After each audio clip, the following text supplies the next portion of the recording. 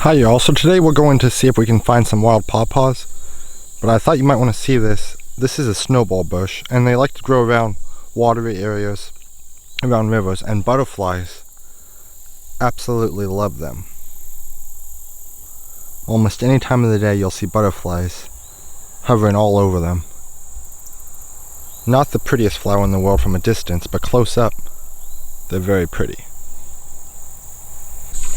And as we cross the creek here, here's another amazing little flower, a jewelweed, and a lot of people will use this plant to help with poison ivy.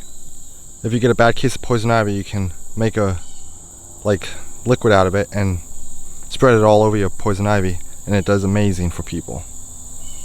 I've never tried it because I don't get poison ivy. Once again, from a distance it's not as pretty, but close up it's an amazing little flower though. And here along the river there's also a lot of little cane groves, or several of them. And cane, when it's young, it's actually edible. When it first comes up out of the ground, when it's like a foot tall, you crack it off and peel the tough outer skin off, and it's actually not bad tasting, quite good. And even when it's tall, you could probably crack the top off and sort of suck the softer meat out of the inside, but there's not much there at that stage. And there's a jewelweed and another little jewelweed, and you don't really eat this for poison ivy so much as create like a salve for you if you have the poison ivy rash on you. Here's a poke bush, and these are they're a weed and mildly poisonous. Some people will eat like one berry a day to help with arthritis. I do not. And also a lot of southerners will, when the plants are young, they'll eat the leaves when they're young and tender and make poke salad out of them. Not really something I do either. But the berries are very red when you squish them.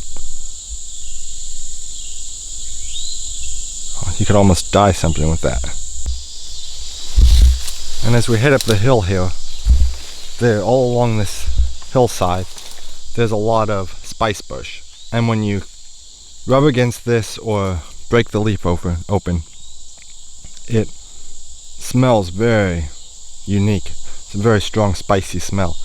And people will actually make like a chai tea out of the leaves. And it's okay, not the best. The berries are supposed to make a better tea. And sorry, the leaf hit the mic. The berries make a better tea, and right after they turn red, in the fall they turn a nice red, you can make like an allspice. You dry them and make like an allspice out of them. And some people will actually, instead of cinnamon and allspice in the pumpkin pie and apple pie, they will use the wild spice bush. So I actually haven't eaten a green one. It's pretty strong, very spicy.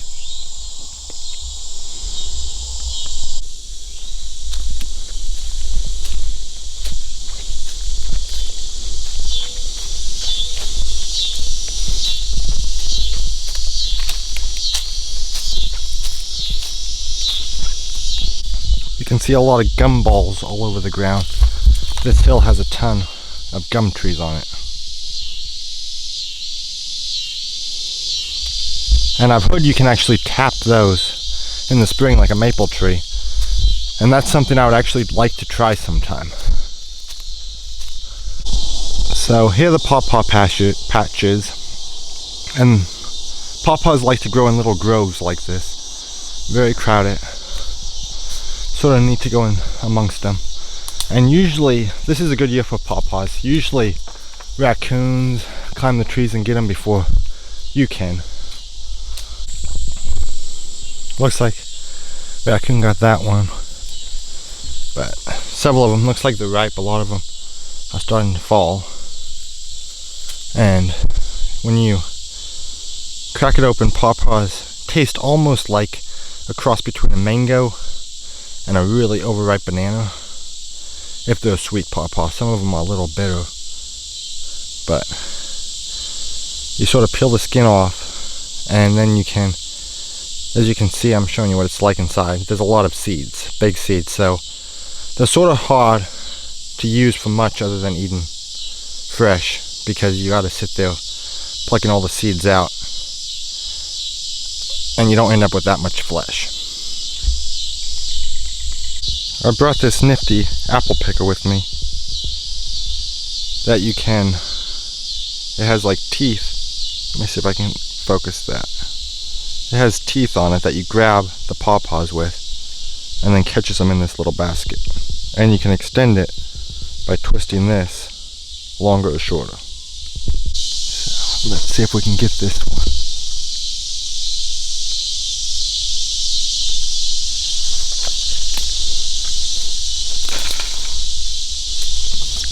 So that was a little jerky. You want to be careful picking them off the tree. These ones are a little bigger, and a lot of times you can even get bigger than these ones. These trees are a little bit little. There are a lot on them though, and they're hard. These ones are a little bit hard. They're not ripe, and if you get them, if you know they're starting to fall off the tree, you can usually stop picking them. You do not want to pick them too green, or they won't ripen right, and these will probably ripen in a couple of days. It won't take long at all once you pick them. Since we're at the top of the hill here, I thought I might take a walk around and see what else we can find growing around the edge of this field. The asters are getting close to blooming. So, very pretty purple flowers.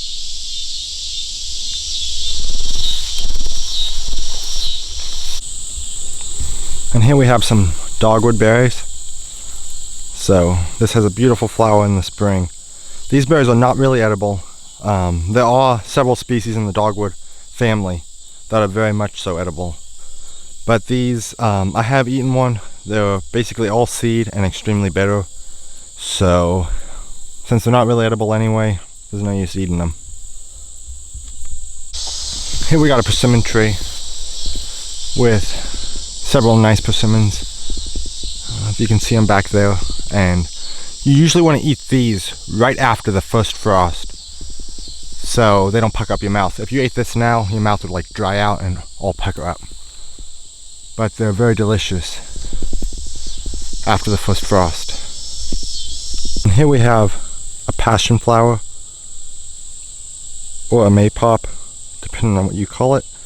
And they have these nice, really big fruit that are great for, if you throw them on the ground and it pops, you know it's ripe. And they have little seeds inside, and that's you actually suck the flesh off the seed. And here, I don't know if you can see with the lighting, we have what I call a fox grape. I'm not sure the actual name of it, but they have very little fruit, but they make quite good juice. Let me see if I can get some. So I got one down, and as you can see, they're very small. And they don't taste quite like a normal grape. They're, I don't know, it's hard to explain. Like mellow, almost. I don't know, but they're actually pretty good tasting, and you can almost eat the seeds and everything whole. They're so little. And not bad.